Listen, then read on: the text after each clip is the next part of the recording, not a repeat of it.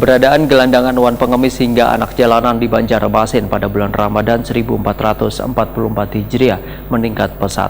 Sedangkan kendala yang dihadapi Satpol PP Banjarmasin dalam menertibkan gepeng wan anak jalanan ini lantaran masih belum adanya wadah pembinaan sebagai efek jerah.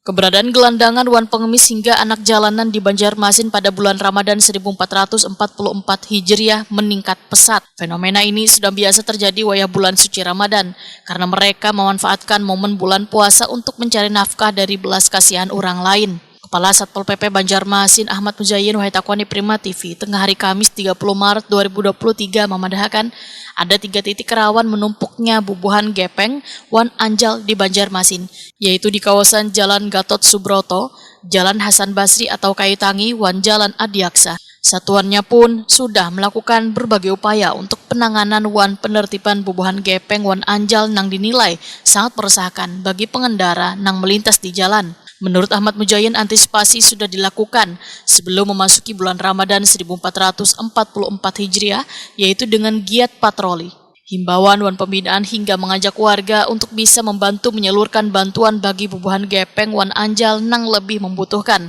Namun gepeng wan anjal ini tetap turun ke jalanan dikarenakan satuannya hanya melakukan penertiban wan sebatas pembinaan. Ini kan sebenarnya kita antisipasi sudah sejak sebelum Ramadan kemarin, berupa kegiatan patroli, penertiban maupun himbauan. Seperti kemarin mengajak kepada warga masyarakat lain secara bersama-sama tidak dengan mudah memberikan sumbangan ataupun lainnya uang kepada para pengemis kopi. Nah, ini memang pola musiman sejak tahunnya yang sudah berjalan selama beberapa waktu terakhir ini di kota Banjarmasin. Nah, untuk Satpol PP sendiri ya kita rutin saja sebenarnya melakukan itu. Kita tidak menentukan waktunya, berarti kita polanya secara tentatif. Bisa pagi nanti kemudian bisa siang atau sore. Tapi memang jumlah mereka yang cukup banyak. Dan sifatnya yang kucing-kucingan, bahkan terkadang kita kan hanya terbatas kepada di tahapan penertiban. Tindakan pembinaan maupun lanjutan itu ada di SKPD.